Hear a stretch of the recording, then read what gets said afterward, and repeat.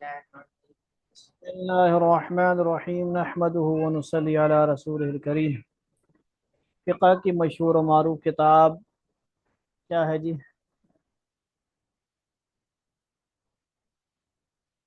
کیا کتاب ہے جی؟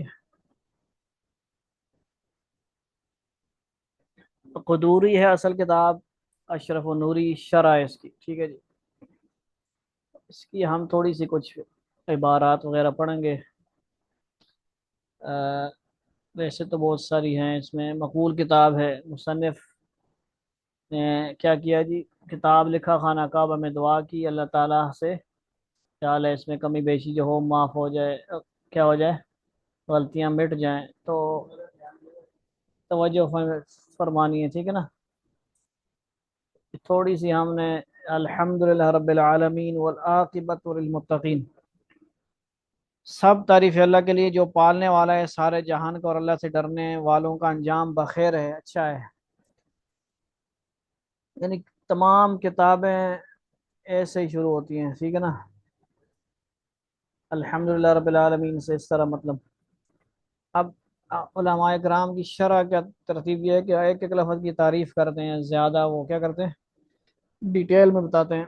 الحمدللہ کا آپ بتائیں گے معنی تعریف کردہ شخص کی اختیاری خوبیاں بذریعہ زبان ظاہر کرنے کے آتے ہیں، چاہے یہ بمقابلہ نعمت ہو یا اس کے علاوہ ہو۔ الحمد کا الف لام برائے جنس بھی ممکن ہے، یعنی وہ ماہیت و حقیقت جو باری تعالیٰ کے ساتھ مخصوص ہے، اور برائے عہد بھی ممکن ہے، یعنی ایسی حمد جو ذات و صفات خود باری تعالیٰ نے فرمائی، اور استغراق کے واسطے بھی ہونا ممکن ہے، یعنی ساری تعریفیں اللہ کے ساتھ خاص ہیں، چاہے واسطہ کے بغیر ہوں یا واسطہ کے ساتھ، یعنی بال واسطہ یا بلا واسطہ۔ پہلی شکل صاحب کشاف نے اختیار فرمائی، اس لیے کہ مصدر مطلب ہوتا ہے، جس طرح اردو میں کھانا پینا ہوتا ہے، یہ مصدر ہوتا ہے۔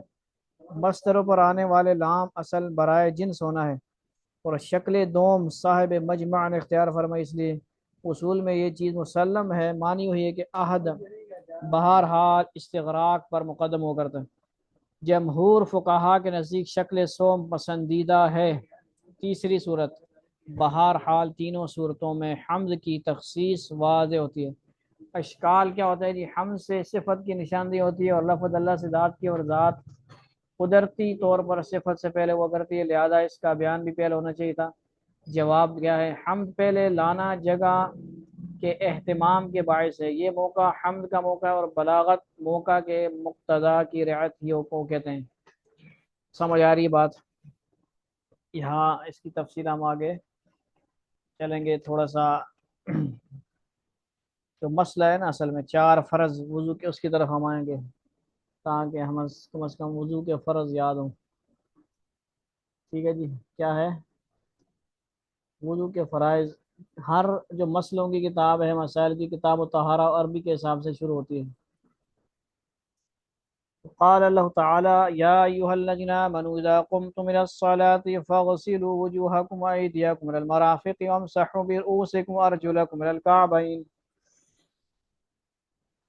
اللہ تعالیٰ نے قرآن میں فرمایا ہے وضو کی چار فرض، شارٹ ارشاد ربانی ہے، اے ایمان والو جب تم کو نماز کو اٹھنے لگو، جب تم نماز کو اٹھنے لگو یعنی ارادہ کرنے لگو، ارادہ نماز، ٹھیک ہے جی، کو اٹھنے لگو تو اپنے چہروں کو دھو، نمبر ایک، اور اپنے ہاتھوں کو بھی کونیوں سمیت، نمبر دو، اور اپنے سروں پر ہاتھ پھیر دو، مسا کرنا، تین، وہ ارجلکم الی الکعبین، اور اپنے پیروں کو بھی ٹخنوں سمیت دھو۔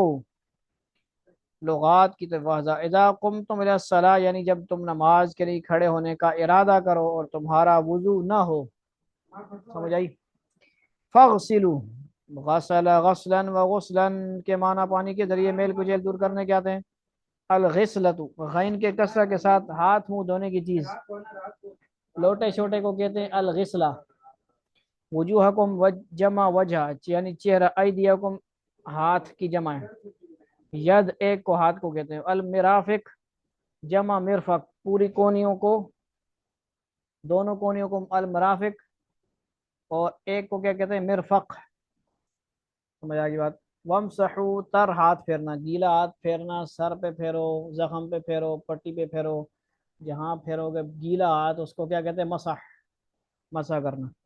برؤسکم جمع رأس، رأس مطلب سنگل، ایک سر کو کہتے ہیں، اور رؤسکم جمع سر، و ارجلکم جمع رجل، رجل ایک پاؤں، اور ارجلکم زیادہ پاؤں، پیر کو کہتے ہیں۔ الالکعبین تسنیہ کعب، ہڈیوں کا جوڑ، ہڈیوں کا، اس کو یہ ٹخنے وغیرہ کو جوڑ، ہڈیوں کا جوڑ مطلب یہ ٹخنے مخنے، سمجھ آئی؟ قدم کے اوپر ابری ہوئی ہڈی، ٹخنے، جمع کعاب، قعوب، الاکعب، اکعب، الکعب، دو پوروں کے درمیان کی گرہ، ہر بلند و مرتفع چیز بزرگی اور شرف کہا جاتا ہے۔ قال اللہ کعبہم، اللہ ان کی شان بلند کرے، اور رجل علی الکعب، مرد بزرگی والا۔ تو ہم نے بس شارٹ کٹ ہم نے 4 فرض پڑھ لیے ہیں عوام الناس کے آسانی کے لیے۔ کیا ہیں جی؟ 4 فرض ہیں، کیونکہ زوم کے 10 منٹ رہ گئے ہیں تو ہم فائدہ اٹھائیں گے بھئی، 10 منٹ میں کچھ نہ کچھ پڑھ لیں گے۔ بیچ میں بول رہے ہیں بندے، اب اس میں کیا کہیں ہم لوگ؟ تو کتنے فرض ہیں بھائی؟ 4 فرائض جو قرآن میں دلائل کے ساتھ ثابت ہیں۔ آگے تفصیل اگر اس کی ہم عوام الناس کے لیے بیان کرتے چلے جائیں تو بہت ساری تفصیلیں ہیں۔ سمجھ آ گئی بات؟ قال اللہ تعالی، طہارت 2 قسموں پر مشتمل ہے، طہارت صغریٰ، سمجھ آ گئی بات؟ خاموش رہنا، جاؤ کنڈی لگاؤ۔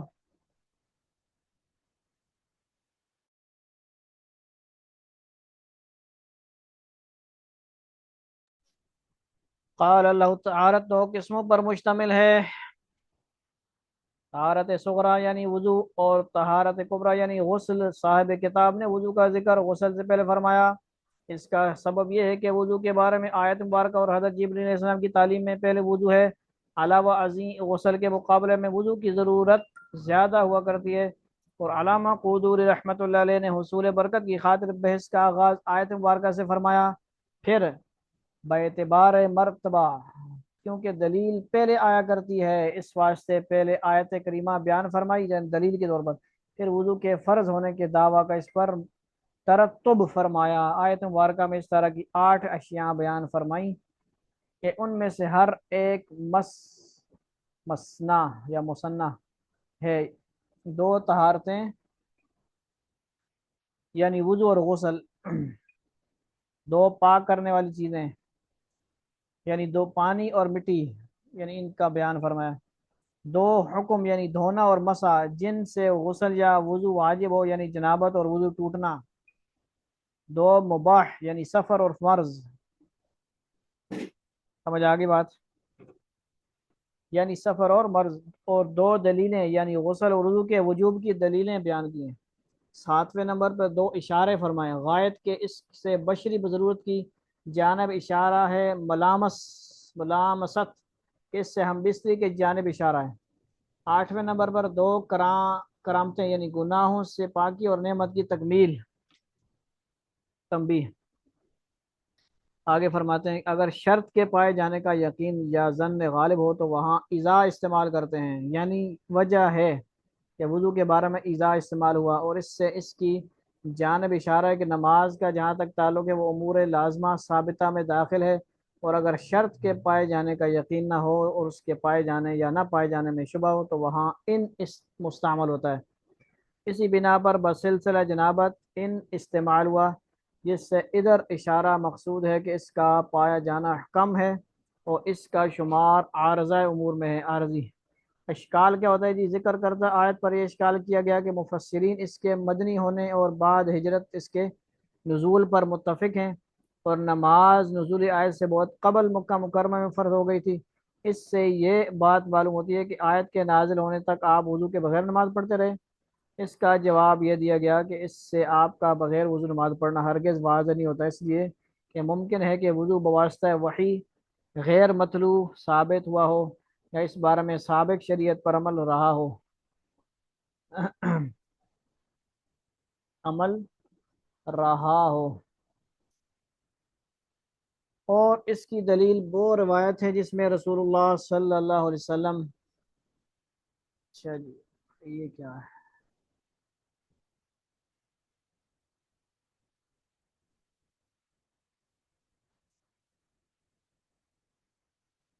32 32 32 کے بعد یہاں پہ صفحہ 34 دو دفعہ آیا ہوا ہے، اس جو ریکارڈنگ کی ہمارے سامنے ہے تو اچھا 32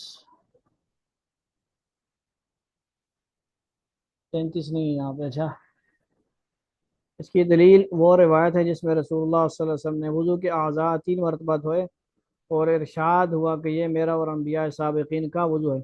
وہ ارجلکم نافع ابن عمر کسائی یعقوب اور قرات حفظ بنسب اللام ہے، یعنی وہ ارجلکم، اور دوسرے قراء کی کسر کے ساتھ یعنی وہ ارجلکم۔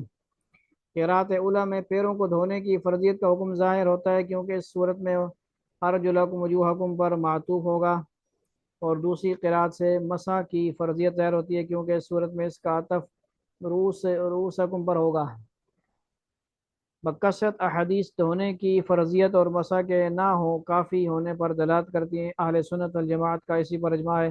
اجماع کے خلاف ہاتھوں، پاؤں اور چہرے کے صرف مسح کا قائل جماعت سے نکلنے والا اور گرمائی کے گڑھے میں گرنے والا شمار ہوگا۔ بہرحال احادیث صحیحہ سے یہ بات روزہ روشن کی طرح واضح ہے کہ پیروں کا دھونا بھی ہاتھ اور چہرے کی طرح لازم ہے۔ مسلم شریف میں حضرت ابن عمر رضی اللہ عنہ سے مروی ہے کہ ہم مکہ مکرمہ سے مدینہ منورہ رسول اللہ صلی اللہ علیہ وسلم کے ساتھ لوٹے، راستہ میں ایک چشمہ پر گزرے وہ تو لوگ عجلت کے ساتھ یعنی تیزی کے ساتھ اثر کے واسطے وضو کر کے لوٹے اور پانی ان کے ٹخنوں تک نہیں پہنچا تھا۔ رسول اللہ صلی اللہ علیہ وسلم نے اسے ملاحظہ کر کے ارشاد فرمایا ویل للعقاب من النار اسبغوا الوضوء۔ حضرت عائشہ صدیقہ رضی اللہ عنہا فرماتی ہیں کہ میں پاؤں کاٹ ڈالنا اس کے مقابلے میں پسند کرتی ہوں کہ پاؤں پر مسح موزے نہ پہنے ہوئے ہونے کی صورت میں کروں۔ حضرت علی کرم اللہ وجہ سے مروی ہے کہ انہوں نے وضو یعنی وہ فرما رہی ہیں کہ جب میرے پاؤں میں وضو نہ ہوں تب مجھے ہاں پاؤں پر مسح ایسا لگتا ہے، ٹھیک ہے، یعنی پاؤں دھونے کی بات کر رہی ہیں، یعنی موزہ پہنا وہ چمڑے کا تب مسح کرنا، وہ اشارہ فرما رہی کہ مسح کرنا گویا ان کے نزدیک جائز ہے۔ پاؤں کاٹ ڈالنا اس کے مقابلے میں پسند کرتی ہوں کہ پاؤں پر مسح موزے نہ پہنے ہوئے ہونے کی صورت میں کروں، یعنی پاؤں کو نہ دھوؤں یہ اتنا پسند ہے کہ میں پاؤں کاٹ ڈالوں۔ حضرت علی کرم اللہ وجہ سے مروی ہے کہ انہوں نے وضو فرمایا اور دونوں پیر دھونے کے بعد ارشاد ہوا کہ میرا منشا تمہیں یہ دکھانا تھا کہ آن حضرت صلی اللہ علیہ وسلم کا طریقہ وضو کیا تھا، جس طریقہ سے میں وضو کر چکا ہوں یہی رسول اللہ صلی اللہ علیہ وسلم کا طریقہ تھا۔ اسی طریقہ سے بواسطہ حضرت حارث حضرت علی سے مروی ہے آن حضرت صلی اللہ علیہ وسلم نے ارشاد فرمایا کہ جس طرح تمہیں دونوں پیر دھونے کا حکم ہو اسی طریقہ سے دھویا کرو۔ ایک واقعہ صاحب ان تنقی تنقیح الضروری اپنی کتاب میں یہ واقعہ تحریر فرماتے ہیں کہ روافظ کا ایک مجتہد ان کی مشہور کتاب کلینی کا درس دے رہا تھا کہ طلباء کا اس وقت کافی مجمع تھا، اچانک حضرت علی رضی اللہ کی یہ روایت کلینی میں نکل آئی۔ سارے طلباء حیرت سے ایک دوسرے کو دیکھنے لگے کہ یہ روایت مذہب اہل سنت والجماعت کے عین مطابق تھی۔ سارے طلباء نے مجتہد سے اس کے متعلق پوچھا تو وہ بولا اس کی شرح لے کر آؤ۔ شرح میں یہ بات لکھی ہے کہ اس وقت علی رضی اللہ تکیہ کیے ہوئے تھے۔ پھر مجتہد اس جواب پر خود حیرت زدہ ہوا اور سر جھکا کر غور و فکر کرتے ہوئے بولا کہ میرے خیال کے مطابق اس کا جواب صرف یہ ہو سکتا ہے کہ اس روایت کے راویوں میں کلام کیا جائے، نعوذ باللہ استغفر اللہ۔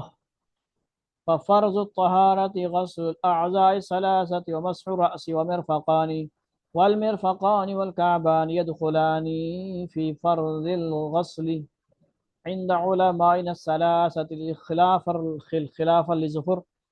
وضو میں اعضاء ثلاثہ کا دھونا اور سر کا مسح فرض ہے، اور ہمارے علماء ثلاثہ کے نزدیک کونیاں اور ٹخنے دھونے کی فرضیت میں داخل ہے۔ امام ظفر رحمۃ اللہ علیہ کا اس میں اختلاف ہے، یعنی ان کے نزدیک شامل نہیں ہے۔ وضو کے فرائض فرض الطہارہ، وضو میں 4 چیزیں فرض ہیں: چہرہ کا ایک بار دھونا، ہاتھ، مع کونیوں کے 1 بار دھونا، دونوں پیر مع ٹخنوں کے دھونا، سر کے چوتھائی حصہ کا مسح کرنا، شرح وقاء اور ہدایہ وغیرہ میں چہرہ کی حد اس طرح ذکر کی گئی ہے تو طول میں سر کے بالوں کے منتہا سے ٹھوڑی کے نیچے تک، تو عرض میں بالوں کی جڑوں سے کان تک، غسل الاعضاء تین اعضاء سے مقصود ہاتھ اور پیر اور چہرہ ہیں۔ اشکال، وہ اعضاء جنہیں دھویا جاتا ہے دراصل ان کی تعداد پانچ یا تین نہیں ہے۔ جواب، علامہ قدوری انہیں تین شمار کرنے کا سبب یہ ہے کہ دونوں ہاتھ اور پاؤں، دونوں پیر ایک عضو کے حکم میں ہے، اس لیے کہ جب متفرق چیزیں ایک خطاب کے تحت آ رہی ہوں تو وہ ایک ہی چیز کے حکم میں ہو جایا کرتی ہیں۔ تو یہاں تک کچھ عبارت ہوئی اس کی شرح، اشرف النوری شرح قدوری۔ اللہ تعالیٰ یہ عبدالحفیظ صاحب رحمۃ اللہ کی کتاب ہے، اللہ تعالیٰ جزائے خیر عطا فرمائے اور ہمیں صحیح طرح مسائل پر عمل کرنے کی توفیق عطا فرمائے۔ وآخر دعوانا ان الحمد لله رب العالمين والسلام عليكم ورحمة الله تعالى وبركاته۔